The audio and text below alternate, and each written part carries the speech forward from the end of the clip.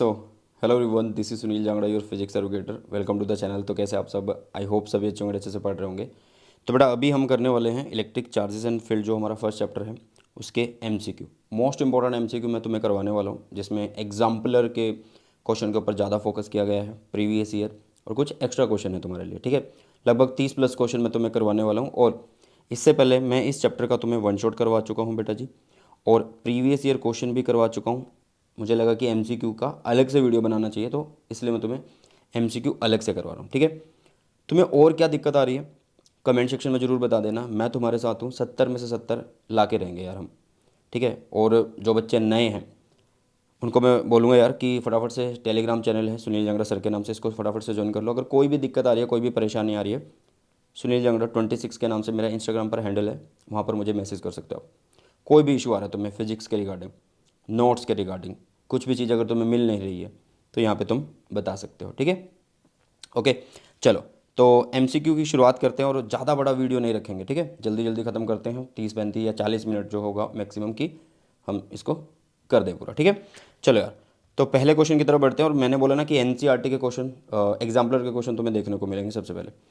तो अभी यहाँ पे देखो यार, क्या दिया हुआ है, ध्यान से सुनना। टू पॉजिटिव चार्जेस हैं Q1 Q2 Q3, जो कि कहाँ पर हैं, अलोंग वाई एक्सिस है, जैसे कि यहाँ पे दिखाया गया है।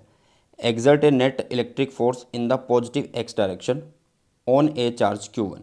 अब ध्यान से सुनना यार, इन्होंने एक बात बोली है कि जो Q2 और Q3 है ना, वो Q1 के ऊपर एक नेट फोर्स लगाते हैं और उस फोर्स की डायरेक्शन पॉजिटिव एक्स एक्सिस है उसकी तरफ है। तो यार सिंपल है कि इधर कब आ सकती है फोर्स, जब ये एक इधर फोर्स और एक इधर फोर्स हो, तभी तो फोर्स की डायरेक्शन इधर हो सकती है। तो कहने का मतलब ये तो पहले से ही पॉजिटिव और पॉजिटिव हमें पता है, तो इसका मतलब ये नेगेटिव चार्ज है। ये कैसा चार्ज है बेटा, एक मिनट, हाँ जी, ये कैसा चार्ज है हमारे पास, ये नेगेटिव चार्ज है।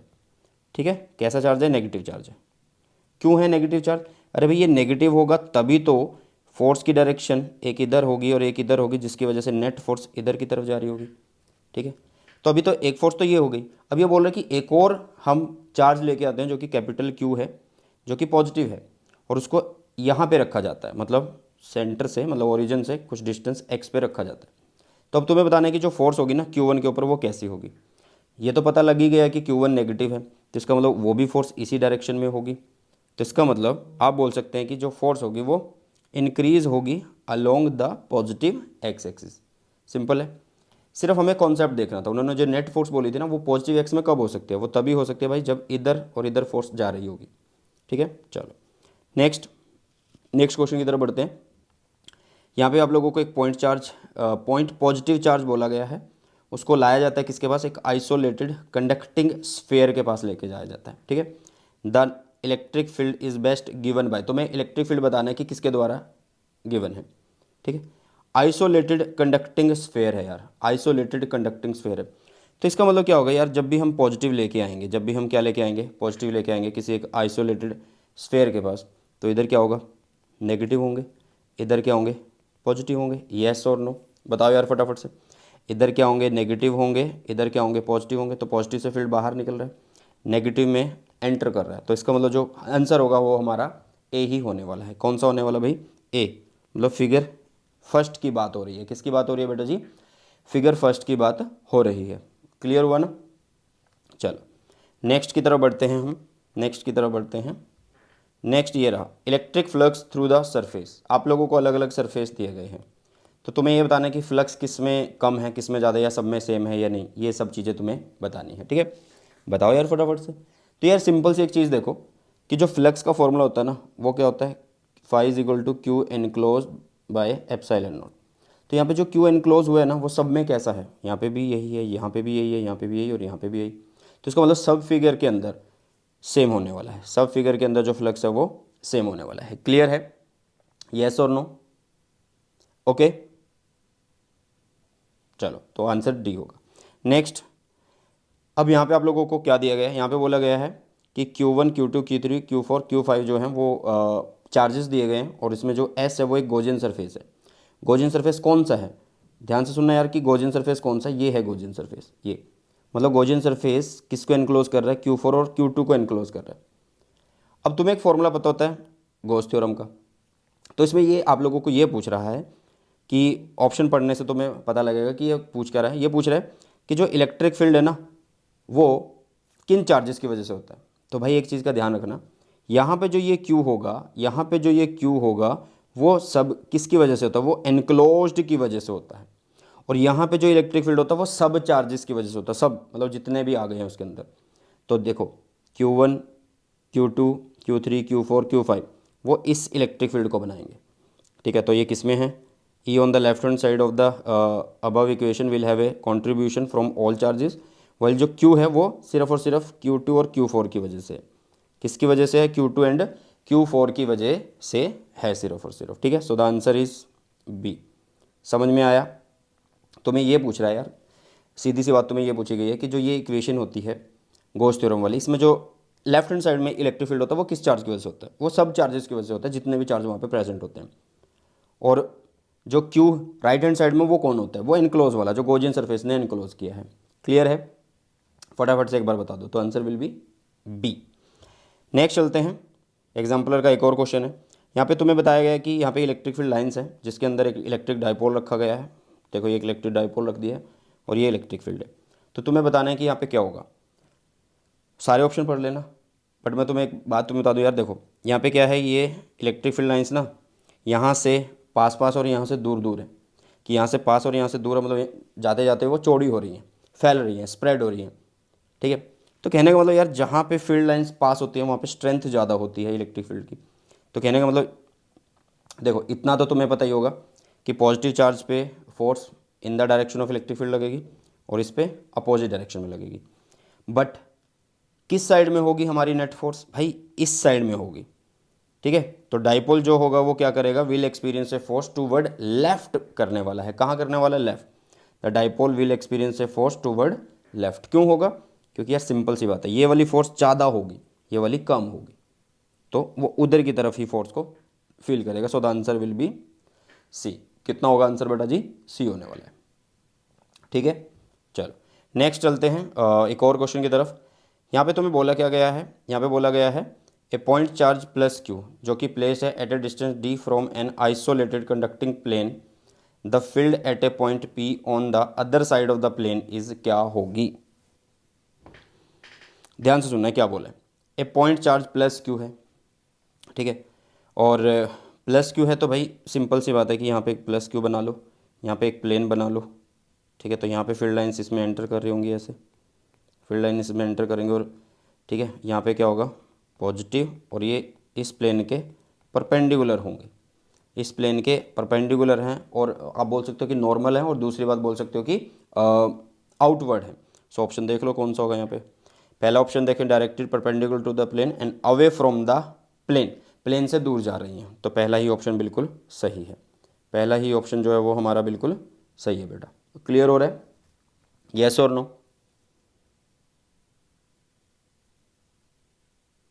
ठीक है, चलो आगे बढ़ते हैं। नेक्स्ट 7th क्वेश्चन है। ठीक है, 1.7 इसलिए लिखा हुआ क्योंकि एनसीईआरटी में इसी तरीके से मेंशन्ड है ये। A hemisphere is uniformly charged positively, मतलब एक हेमिस्फेयर है। ठीक है, ऐसे एक हेमिस्फेयर है, बॉक्स बनेगा ये, तो जैसे अगर हम ये बना दें, एक थोड़ा हेमिस्फेयर नहीं बना है वैसे ये, बट समझ लेना कि बन चुका है। ठीक है, ये पॉजिटिवली चार्ज है, तो इसमें बताना क्या है, the electric field at a point on diameter away from the centre is directed. भाई यहाँ से अगर हम देखें वो क्या होगा, फील्ड कैसा होगा। मान लो अगर ये पॉजिटिवली चार्ज है यार, अगर हम ये पॉजिटिवली चार्ज मान लें कि ये पॉजिटिवली चार्ज है, तो इससे फील्ड क्या है भाई, इस डायमीटर के कैसा है, परपेंडिकुलर है ना, येस और नो। इस डायमीटर के कैसा भाई साहब, परपेंडिकुलर है, तो सीधा लिखोगे परपेंडिकुलर टू द डायमीटर, क्योंकि जो इधर वाले कंपोनेंट होंगे इलेक्ट्रिक फील्ड के, इधर और इधर वाले, वो एक दूसरे को कैंसिल कर रहे होंगे। उन्हें कहा बोला, सेंटर से बोला है, डायरेक्टेड फ्रॉम सेंटर, सेंटर से इधर की तरफ। अगर हम इधर वाले कंपोनेंट्स को देखेंगे जो इधर भी चार्ज पड़े होंगे, तो वो इधर और इधर एक दूसरे को कैंसिल कर रहे होंगे। चलो नेक्स्ट आ जाता है हमारे पास एक और क्वेश्चन। ठीक है, मतलब नंबरिंग तो अलग अलग है क्योंकि अलग अलग बुक से लिए गए, तो नंबरिंग अलग अलग बेटा। ठीक है, तो यहाँ पे बोला गया है, consider an uncharged conducting sphere, a positive point charge is place outside the sphere, the net charge on the sphere is then. भाई एक सिंपल सी बात है कि एक अनचार्ज स्फेयर लिया आपने, ठीक है, अनचार्ज स्फीयर, इसका मतलब क्या, इस पर पॉजिटिव नेगेटिव दोनों है। ओके, अब ये बोल रहे हैं कि एक पॉजिटिव चार्ज जो है प्लेस कर दिया outside the sphere, positive charge हमने प्लेस कर दिया आउटसाइड द स्फीयर। ठीक है, इससे क्या हुआ, अभी भी तो ये वैसे का वैसा ही है, सिर्फ क्या होगा, एक सिंपल सी बात है भाई, पहले चार्ज मिक्स थे, पॉजिटिव नेगेटिव बराबर थे और वो मिक्स थे क्योंकि अनचार्ज बोला है, लेकिन अब क्या होगा, अब क्या होगा, थोड़े वो अलग हो जाएंगे पॉजिटिव की वजह से, एक साइड नेगेटिव आ जाएगा एक साइड पॉजिटिव आ जाएगा। तो इससे क्या है, तो इसका मतलब ये हुआ equal and opposite charges appear on the nearby conductor due to induction. तो इसका मतलब जो नेट चार्ज है ऑन द कंडक्टर वो क्या है, अभी भी ज़ीरो ही है, वो अभी भी क्या है बेटा, ज़ीरो ही है, चार्जिंग नहीं हुई है, ना तो ये नेगेटिव ज़्यादा हुआ ना इसके अंदर पॉजिटिव ज़्यादा हुआ। समझ में आया? चलो नेक्स्ट बढ़ते हैं हम एक और क्वेश्चन की तरफ। अच्छा, इस तरीके का क्वेश्चन हमने PYQ में किया है, बट ये MCQ की फॉर्म में आया तो एक बार मैं तुम्हें करवा देता हूँ। 2 point charges plus 8Q minus 2Q are located at this and this. ठीक है, मतलब दो चार्ज हैं, एक ओरिजिन पे है और एक उस ओरिजिन से कितनी दूरी पे, L डिस्टेंस पे है। ठीक है, तो मान लो यहाँ पे रखा हुआ आप लोगों के पास 8Q और यहाँ से कितनी दूरी पे, L डिस्टेंस पे कौन रखा हुआ है, -2Q रखा हुआ है भाई साहब। ठीक है, अब वो बोल रहा है the point on X axis at which net electric field is zero due to these charges is. X axis कौन सा भाई, यही तो बनेगा एक्स एक्सिस। इस पे आप लोगों को बताना है कि किस पॉइंट पे जाके इलेक्ट्रिक फील्ड जीरो होने वाला है। मान लो इस पॉइंट पे इन्होंने इलेक्ट्रिक फील्ड बात करी है, मान लेते हैं हम, मान लेते हैं, देखो इसकी वजह से फील्ड कैसा है, इधर है, पॉजिटिव की वजह से तो फील्ड इस पॉइंट पे कैसा होगा, इधर की साइड होगा, नेगेटिव की वजह से इधर होगा। अब नेगेटिव वाला इधर है और ये वाला इधर है, तो अगर हम देखें उसने एक बात बोल दी है, the point on X axis at which net electric field is zero due to these charges is क्या होगा। ठीक है, हम क्या कर रहे हैं, हमें कुछ नहीं पता कि भाई पॉइंट यहाँ पे आने वाला है या यहाँ पे आने वाला है, यहाँ पे आने वाला है, कहीं नहीं पता हमें। हम सीधा एक इक्वेशन पकड़ लेते हैं जो इन्होंने खुद बोली है, इन्होंने बोली है कि इलेक्ट्रिक फील्ड जो है ना वो ज़ीरो हो नेट। तो इसका मतलब कि भी दोनों का इलेक्ट्रिक फील्ड ना बराबर हो जाए। तो इसकी वजह से इलेक्ट्रिक फील्ड लिखूँ तो ये कितना होगा, Q मतलब कितना है 8Q। ठीक है, नीचे डिस्टेंस लिख लेते हैं, डिस्टेंस कितना लिखें, जैसे कि हमने पॉइंट P माना है तो वो किसी ना किसी डिस्टेंस पे हमने मान लिया कि यार वो देखो यहाँ से यहाँ कितना है L है और यहाँ तक कितना है ये R है। सो दिस विल बी कितना L प्लस R, तो उसका कर देंगे हम यहाँ पे स्क्वायर।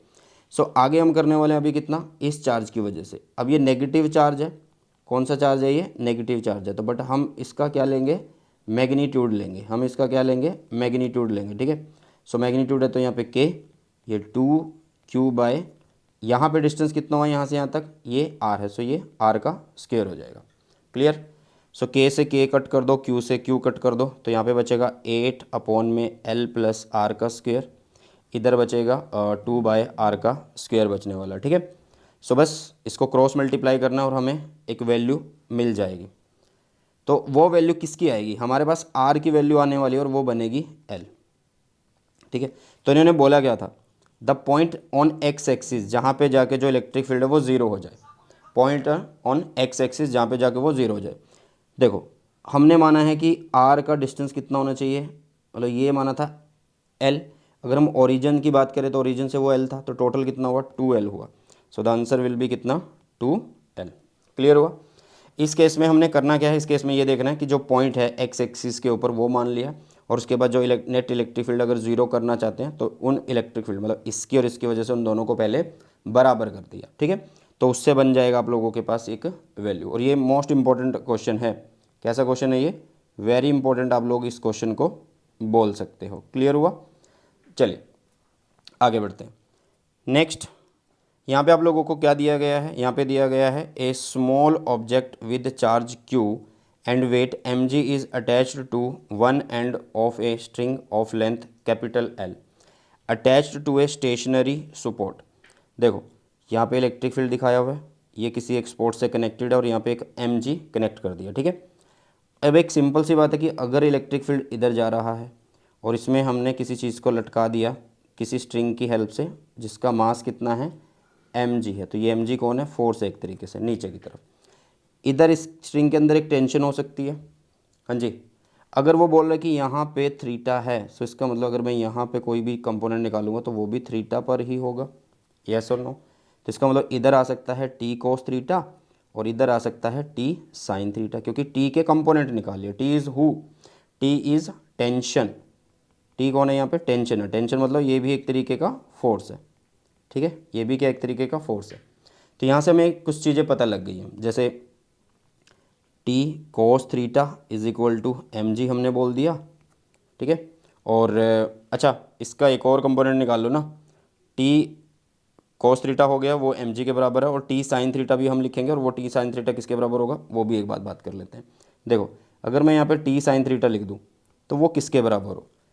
ध्यान से सुनो, ये इलेक्ट्रिक फील्ड में है, तो इलेक्ट्रिक फील्ड के ऊपर यहाँ फोर्स लगेगी उसी डायरेक्शन में, ठीक है, क्योंकि इन्होंने बोला गया a small object with charge Q जिसका वेट इतना है, मतलब यहाँ पे एक चार्ज क्यू है जिसका वेट कितना है, वेट कितना है, एम जी है, ओके। तो इसलिए ये उधर फोर्स लगेगी, और वो फोर्स कितनी होगी इलेक्ट्रिक फील्ड के अंदर? क्यू ई होगी। सो इसको लिखेंगे क्यू ई के बराबर। अब ध्यान से देखो, टी से T cancel, sine theta cos theta is tan theta हुआ, और यहाँ पे बना क्यू ई बाय में एम जी। अभी के लिए हम सिर्फ और सिर्फ M G tan theta is equal to Q E निकाल के अब आगे बढ़ेंगे। ध्यान से सुनना, अब आगे बढ़ेंगे हम, ठीक है।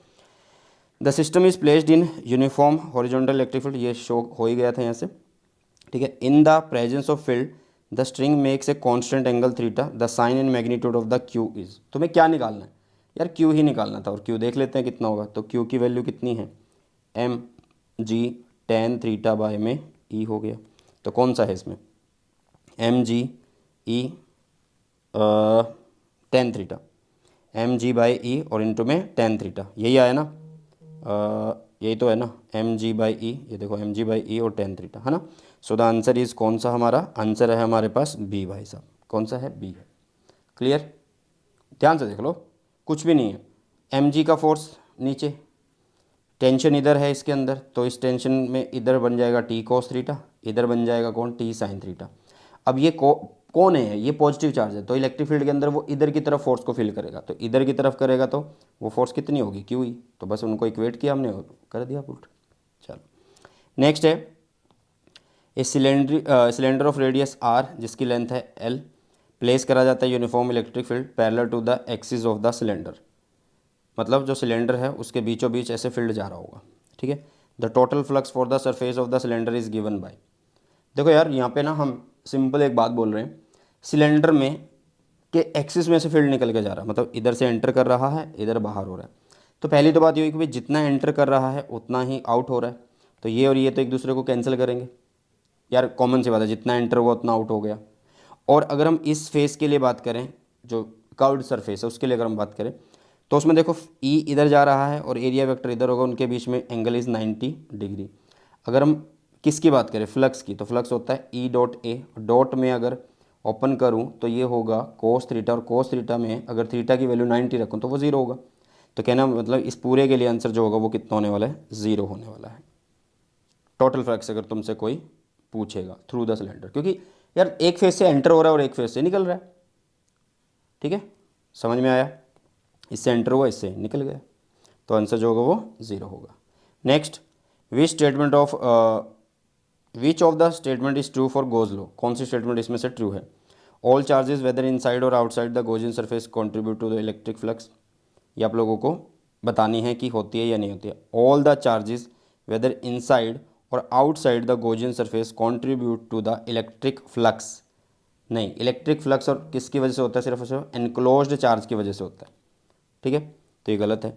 Electric flux depend upon the geometry of the Gaussian surface. नहीं, अगर हम लेंथ जो होती हैं, ब्रांचेज जो होते हैं, उनको छोटा बड़ा कर दे तो कोई फर्क नहीं होता है, क्यों एनक्लोज पर डिपेंड करता है। Gauss theorem can be apply to non uniform electric field. बताओ भाई, क्या ये ट्रू है? हाँ जी, इन्होंने बोला ट्रू की बात करनी है। Gauss theorem can be apply to a non uniform electric field. नहीं, the electric field over the Gaussian surface remain continuous and uniform at every point. So true कौन हुआ? डी हुआ आप लोगों के पास। कौन हुआ ट्रू? डी जो है वो ट्रू हुआ बेटा जी। क्लियर हुआ? ठीक है ना। चलो, तो ये हुई हमारे पास किसकी स्टेटमेंट? गोज लॉ की। जो ट्रू थी वो बतानी थी, जो गलत थी वो नहीं बतानी थी। ये भी गलत, ये भी गलत, ये भी गलत, ठीक है। नेक्स्ट है, two parallel large thin metal sheet हैं जिनके पास इक्वल सरफेस डेंसिटीज़ हैं, मतलब एक कितनी है? दोनों की सेम ही है, सिग्मा 1 सिग्मा 2 अगर हम देखें तो वो सेम ही है। तो 26.4 इंटू 10⁻⁻12 ऊपर कूलम नीचे मीटर स्क्वायर है। चार्ज बाय एरिया होता है ना, अपोजिट साइन की है।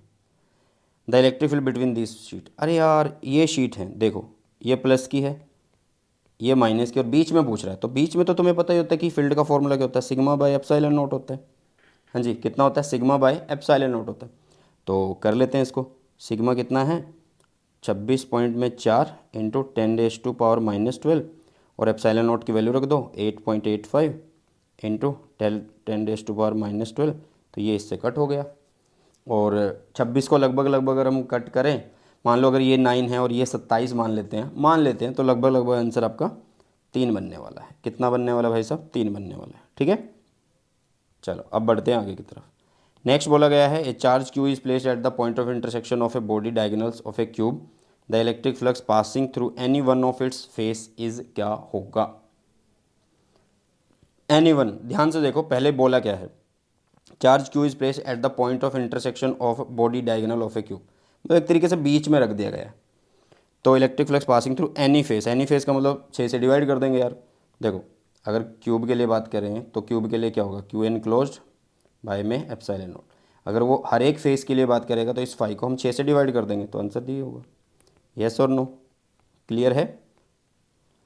चलो नेक्स्ट, अभी यार हमारे पास ना असर्शन रीजन आ गए हैं। क्या आ गए हैं, असर्शन रीजन आ गए हैं। ठीक है, तो असर्शन रीजन में अभी हम क्या करने वाले हैं, पहले एक बार ऑप्शंस पढ़ लो तुम। ए ऑप्शन जब क्लिक करेंगे जब असर्शन ठीक हो, रीज़न ठीक हो और रीज़न करेक्ट एक्सप्लेन कर रहा हो असर्शन को।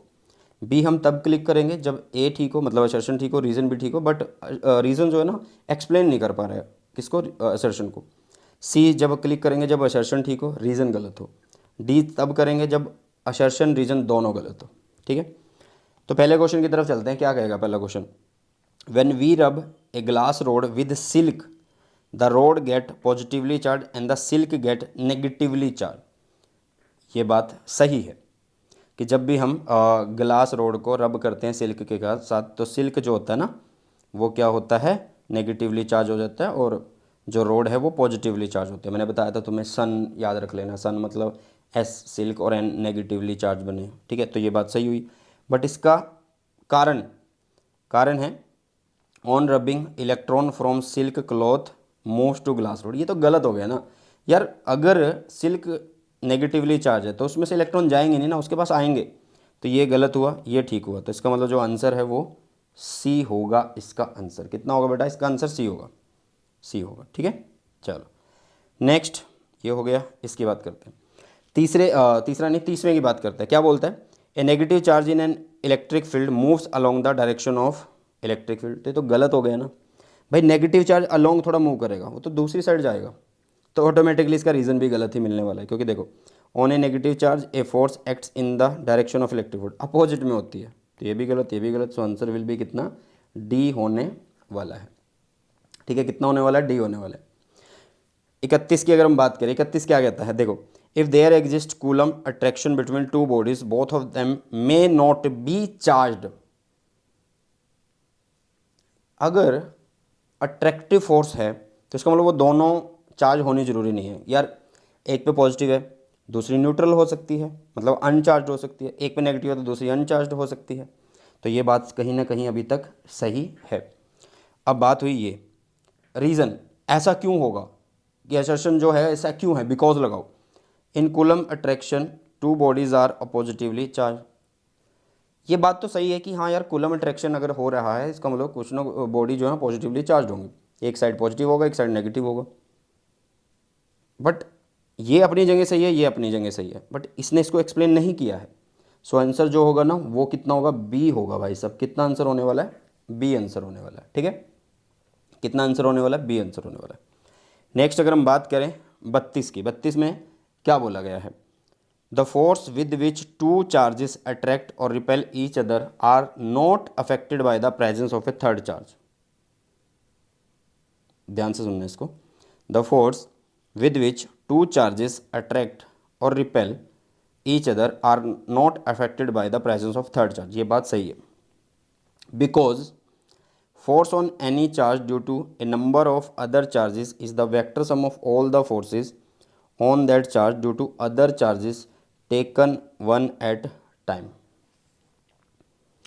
तुम्हें कुछ ना कुछ यहाँ पे झोल लगा।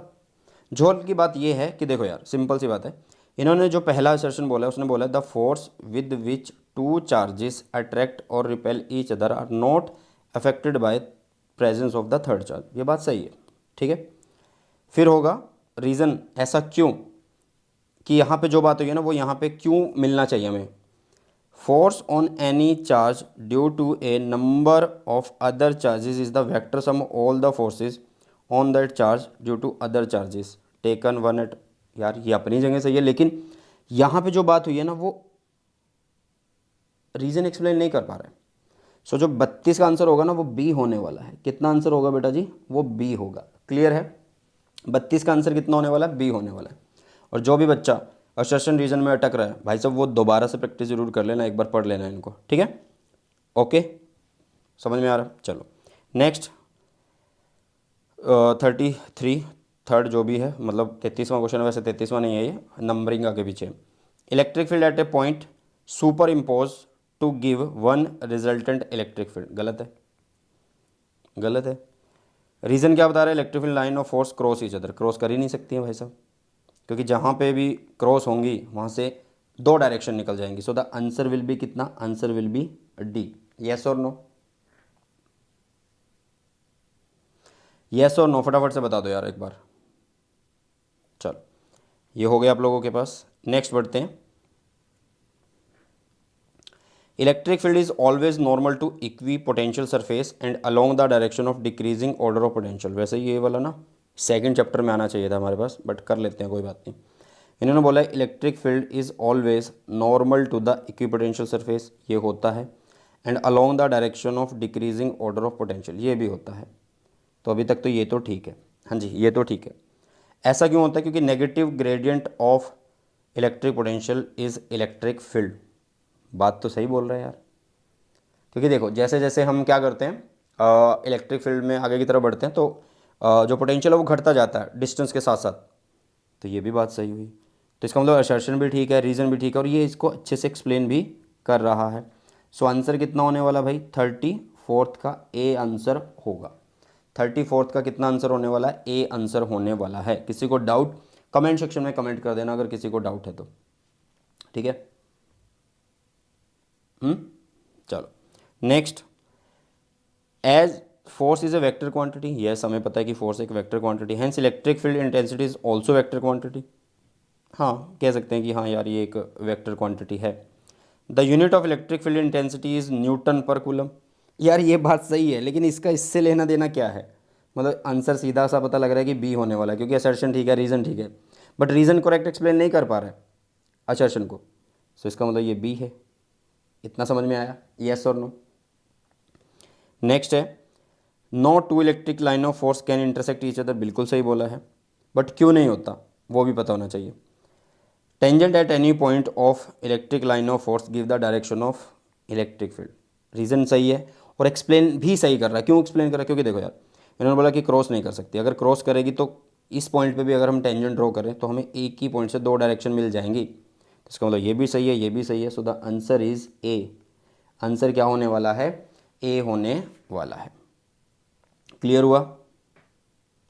चलो next, the surface charge density of two spherical conductors of different radii are equal, then the electric field intensity near their surface are equal.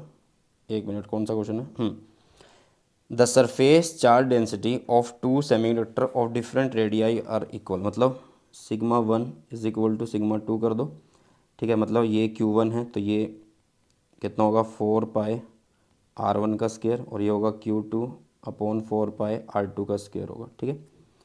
Radio यार इन्होंने इक्वल बोल दिया है, रेडिया इन्होंने इक्वल बोल दिया है, ठीक है। वो बाद की बात करेंगे, पहले अभी ये लिख लेते हैं। ये 4 पाई से 4 पाई कैंसिल हो गया, तो Q1 अपॉन में R1 का स्क्वायर, Q2 अपॉन में R2 का स्क्वायर हो गया, ठीक है। Then the electric field intensity near their surface are also equal. क्या इलेक्ट्रिक फील्ड इंटेंसिटी इक्वल हो सकती है, चेक कर लेते हैं। देखो अगर हम इलेक्ट्रिक फील्ड लिखें E1, मतलब पहले की वजह से अगर हम लिखें तो क्या लिखेंगे, आप लिखोगे Q1 अपॉन में 4 पाई एप्सिलॉन नॉट R1 का स्क्वायर। E2 की वजह से लिखोगे तो Q2 अपॉन में 4 पाई एप्सिलॉन नॉट R2 का स्क्वायर आप लोग लिखोगे। ठीक है, ऐसा आपने लिख दिया। अगर हम बात करें कि इन्होंने बोला है surface charge density is equal to charge per unit area, ये तो बात ठीक ही है, ये बात ठीक है। इसकी बात और कंफर्म कर लेते हैं, ठीक है, इसकी बात और कंफर्म कर लेते हैं। तो क्यों ना इनको हम डिवाइड कर दें। चलो यार, तो हमने इनको डिवाइड किया E1/E2, तो इधर मिला Q1 अपॉन में 4 पाई एप्सिलॉन नॉट R1 का स्क्वायर इंटू हुआ Q2 अपॉन में 4 पाई एप्सिलॉन नॉट R2 का स्क्वायर। या फिर इनकी जो कंडीशन है, इनकी जो कंडीशन है यार, उसके अकॉर्डिंग हम चल लेते हैं। इन्होंने खुद क्या बोल दिया है वो देख लेते हैं एक बार। सुनो, ये चीज़ को ना रब कर दो, हम दूसरे पेज पे कर लेते हैं क्योंकि तभी कुछ होगा। इन्होंने बोल दिया है surface charge densities of two spherical conductor और डिफरेंट रेडियाई आर इक्वल। चलो, डिफरेंट रेडियाई है, इसका मतलब R1 R2 है और वो बराबर है, तो σ1 इज इक्वल टू σ2। तो यहाँ पे लिखेंगे Q1 अपॉन में 4 पाई एप्सिलॉन नहीं R1 का स्क्वायर, और यहाँ पे लिखेंगे Q2 अपॉन 4 पाई R2 का स्क्वायर लिखेंगे। तो 4 पाई से 4 pi cancel, Q1 upon R1 का स्क्वायर, Q2 अपॉन R2 का स्क्वायर हो गया। ठीक है, then the electric field intensity near their surface are also equal. चलो अब यार ध्यान से देखना, अगर मैं ये ऊपर वाली जो साइड वाली इक्वेशन है लेफ्ट हैंड साइड, इधर अगर मैं 4 पाई एप्सिलॉन नॉट मल्टीप्लाई कर दूँ और इधर भी अगर मैं 4 पाई एप्सिलॉन नॉट मल्टीप्लाई कर दूँ, तो क्या ये इलेक्ट्रिक फील्ड हुआ पहला, क्या ये इलेक्ट्रिक फील्ड हुआ दूसरा, दोनों इक्वल हो गए। तो इसका मतलब ये बात पहली तो सही हो गई है। अब ये दूसरा बोला कि सरफेस चार्ज डेंसिटी जो होती है ना वो चार्ज पर यूनिट एरिया होती है, बात तो ये भी सही है, लेकिन क्या रीज़न में जो बात करी गई है वो ए में सही है? बिल्कुल भी नहीं है। देखो ना, देखो कहाँ गया, अरे अच्छा इधर आना था हमें। ये देखो यहाँ पे E1 E2 बराबर है, हमें ये भी पता है यार ये Q बाय एरिया होता है, तो ये भी पता है, लेकिन σ1 इज इक्वल टू σ2 क्यों है वो नहीं बताएगा ना। तो इसका मतलब यहाँ पे A ठीक है, R ठीक है, बट करेक्ट एक्सप्लेनेशन ना होने की वजह से B होगा आंसर। कितना होगा? 37 का आंसर B होने वाला है। ठीक है, चलो नेक्स्ट क्या बोला गया है। हाँ जी, नेक्स्ट बोला गया है the electric flux emanating out and entering a close surface are this and this, the charge enclose by the surface is this, Gauss theorem in electrostatic में बी अप्लाइड टू वेरीफाई। ध्यान से देखना, इन्होंने बोला है the electric flux emanating out and entering a close surface are this, मतलब बाहर आना और एक के अंदर जा रहा है वो। ठीक है, तो इसका मतलब नेट कितना बचेगा आप लोगों के पास? नेट देखो फाई कितना होता है, फाई होता है Q एनक्लोज्ड बाय में एप्सिलॉन नॉट। तो Q एनक्लोज्ड अगर मुझे निकालना है तो मुझे फाई नेट लिखना होगा और एप्सिलॉन नॉट को मल्टीप्लाई करना होगा। तो ये कितना बनेगा? ये 8 है, ये 2 है, तो इसका मतलब ये 6 इंटू 10⁻³ हुआ और ये 8.85 इंटू 10⁻⁻12 हुआ। कितना हुआ? -12 हुआ। अब पहले मल्टीप्लाई कर लेते हैं इन दोनों को, 8.85 को। ठीक है, इन दोनों को ना मल्टीप्लाई कर लेते हैं, 1 मिनट। तो ये बनेगा भाई साहब 8.85 इंटू 6, ठीक है, 53, और यहाँ पे हुआ 10⁻⁻⁹। तो वही बात है, अगर हम इस फॉर्म में लिखेंगे तो हमारा चार्ज सही आ रहा है, तो इसका मतलब असर्शन ठीक है। अब वो बोला गॉस थ्योरम इन इलेक्ट्रोस्टैटिक में बी अप्लाइड टू वेरीफाई। अब हमने ये चीज़ वेरीफाई करने के लिए ही तो असर्शन को वेरीफाई करने के लिए तो रीज़न का यूज़ किया है, तो ये अपनी जगह सही है यार। मतलब रीज़न में जो बात बोली गई वो अपनी जगह सही है कि हाँ यार इसको अगर हमें कोई भी अगर क्या बोल रहा है ये इलेक्ट्रोस्टैटिक में अगर गॉस थ्योरम वेरीफाई करनी है तो हम इसको यूज़ कर सकते हैं। ठीक है, तो इसका मतलब यहाँ पे वही तो केस हुआ है, तो इसका आंसर है ए। कितना आंसर होगा बेटा? ए आंसर होगा। ठीक है, तो ये पूरे हुए। नेक्स्ट बढ़ते हैं एक और क्वेश्चन की तरफ। ठीक है, if a charge on the body is 1 nanocoulomb then how many electrons are present on the body. बहुत सिंपल है, हमें क्वांटाइजेशन का फॉर्मूला पता होता है बेटा, जिसको हम क्या लिखते हैं? Q is equal to NE लिखते हैं। अगर मुझे नंबर्स निकालने तो मैं N निकाल लूँगा और ये हो जाएगा Q/E। तो ध्यान से देखो, उसने Q दे रखा है, कहाँ दे रखा है? ये charge on a body is 1 coulomb, तो 1 coulomb 1 nano coulomb, nano is 10-9, तो वो 10-9 मैंने यहाँ पे लिखा। नीचे कौन है, इलेक्ट्रॉन की वैल्यू लिख दी, सिर्फ कैलकुलेशन करनी है, हमारे पास आंसर आ जाएगा। चलो, सो आंसर कितना है यहाँ पे, बी आंसर होगा। ठीक है, नेक्स्ट है Coulomb law relate to charges and distance between them describing the electric force as being. कैसे, a proportional to the sum of the charges, नहीं, inversely proportional to the distance between the charges, और proportional to the product of the charges and inversely proportional to the distance, proportional to the product of the charges and inversely proportional to the square of the distance. तो D सही होगा। ठीक है, सिर्फ और सिर्फ ये पूछा है कि जो फॉर्मूला होता है ना उसको अल्फ़ाबेट की फॉर्म में, लैंग्वेज की फॉर्म में लिख के दिखाओ, आसान है। चलो नेक्स्ट है, नेक्स्ट बोला गया है the force between two small charge sphere, जिनके चार्ज हैं ये और ये, और इनको 20 सेंटीमीटर की दूरी पे रखा गया, तो फोर्स निकालें। यार क्या ही मजाक है। F इज इक्वल टू कितना होता है, Q1Q2/R² होता है। Q1 की वैल्यू भी है, Q2 की वैल्यू भी है, डिस्टेंस दे रखा है, बस उसको 20 के नीचे 100 लिख दो, तो ये बनेगा आप लोगों के पास 0.2, क्योंकि ये 0 कट गई, 0.2 बना, मीटर बन गया। ठीक है, तो बस ये करना था, बाकी तो सारी चीज़ें यार कैलकुलेशन है। अब कैलकुलेशन भी करके दिखाऊं क्या, 2 दूनी 4, 2 तिये 6 करके दिखाऊं, ठीक है ना। तो ये सब चीज़ें यार आप लोगों को कर लेनी है। ठीक है, अब नेक्स्ट बढ़ते हैं।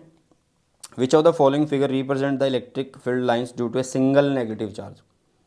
Single negative charge, negative charge में जो फील्ड होता है ना अंदर आता है, तो सीधा सा पता लग रहा है ये होगा यार, ये तो नहीं होगा, सीधी लाइनें तो बिल्कुल नहीं चलेंगी ना, ये होगा बी जो होगा वो आंसर होने वाला है हमारे पास। ठीक है, अच्छा ये वाला क्वेश्चन हम कर चुके हैं, ये वाला क्वेश्चन ऑलरेडी हम कर चुके हैं, सबसे शुरू में हमने ये क्वेश्चन किया था, तो पता नहीं बार बार क्यों लग गया है, कोई बात नहीं, एक क्वेश्चन अगर रिपीट हो गया तो कुछ खास बड़ी बात नहीं है, ये वाला था वो क्वेश्चन। ठीक है, तो ये क्वेश्चन यहाँ पे भी है, तो देख लेना इसको भी। ठीक है, नेक्स्ट बढ़ते हैं इसकी तरफ। अच्छा ये तो वही है सॉल्यूशन है उसका। अब दिया है आप लोगों के पास, an electric dipole of dipole movement is placed parallel to the uniform electric field, the amount of work done in rotating the dipole by 90 degree. कहने का मतलब जो इनिशियल इनका एंगल है वो एक तरीके से आप बोलोगी 0 पे है, वो एक तरीके से आपका 0 डिग्री पे है, और फाइनल जो आप लोगों का वो होगा 90 डिग्री पे, फाइनल जो होगा वो आप लोगों का 90 डिग्री पे होगा। तो फॉर्मूला क्या होता है, वर्क डन PE कोस, अगर यहाँ पे नेगेटिव नहीं लिखना चाहते हो, अगर यहाँ पे नेगेटिव नहीं लिखना चाहते हो तो पहले इनिशियल को आप लिख सकते हो, मतलब इनिशियल माइनस फाइनल, फाइनल, तो PE इनिशियल कितना है 0, तो कोस 0 इज़ 1, माइनस 90 है तो ये 0 हो गया, तो यहाँ पे PE आ गया। अगर आप यहाँ पे लिखना चाहते हैं 90, तो यहाँ इनिशियल लिखना चाहते तो यहाँ माइनस लिख लेते, बात वही थी। ठीक है, चलो next, 2 point charges place in a medium of dielectric constant 5 are at a distance R between them experience an electrostatic force F। Okay, एक फोर्स को ये फील करते हैं, the electrostatic force between them in vacuum at the same distance will be. यार एक simple सी बात है, अगर उन्होंने डाइलेक्ट्रिक रखा है तो उस टाइम पे फोर्स कितनी होगी, जो हमारी एक्चुअल फोर्स होगी ना, मान लो मैं ऐसा करता हूँ कि ये हमारी मीडियम के लिए फोर्स है और ये हमारी एयर के लिए है, तो वो डाइलेक्ट्रिक बोल रहा है 5 का, तो मतलब ये एयर वाली को 5 से डिवाइड करेगा, लेकिन वो हमें एयर वाली से पूछ रहा है, एयर वाली से पूछ रहा है तो 5F डैश कर दो, मतलब यहाँ पे जो है ना वो 5 गुना हो जाएगी। क्या हो जाएगी बेटा, 5 गुना। सॉल्व करने की भी ज़रूरत नहीं है, सॉल्यूशन करने की भी ज़रूरत नहीं है, सीधा कर सकते हो आप लोग। सिर्फ आप लोगों को पता होना चाहिए कि यार जब किसी मीडियम के लिए हम लिखते हैं तो वैक्यूम अपॉन में डाइलेक्ट्रिक कांस्टेंट होता है, ये वैक्यूम अपॉन में डाइलेक्ट्रिक कांस्टेंट होता है। ठीक है, चलो अच्छा ये थे आप लोगों के, फिर अच्छा ख़त्म हो गए हैं क्या, हाँ, तो ये थे यार आप लोगों के क्वेश्चन, आई होप कि सभी को समझ में आए होंगे। ठीक है, और मैंने कोशिश करी है कि नए क्वेश्चन ही तुम्हें दिए जाए, इससे पहले मैंने प्रीवियस ईयर करवा दिया तुम्हें, और वन शॉट करवा दिया, नोट्स ऑलरेडी अपलोड कर दिए। कोई भी दिक्कत आ रही है, कोई भी परेशानी आ रही है, कमेंट सेक्शन में कमेंट कर देना, और टेलीग्राम चैनल पे भी मुझे मैसेज कर देना, ताकि मैं तुम्हारा जो प्रॉब्लम है उसको सॉल्व कर सकूँ। ठीक है, मैंने बोला ना कि इस चैनल से आप लोगों के 70 में से 70 आएंगे, और वो आएंगे यार, हम पढ़ के लाएंगे। ठीक है, चलिए तो इसी के साथ इस वीडियो सेशन को करते हैं समाप्त, और मिलते हैं जल्दी से हमारे नए सेशन में। सो बाय, टेक केयर, जय हिंद, वंदे मातरम।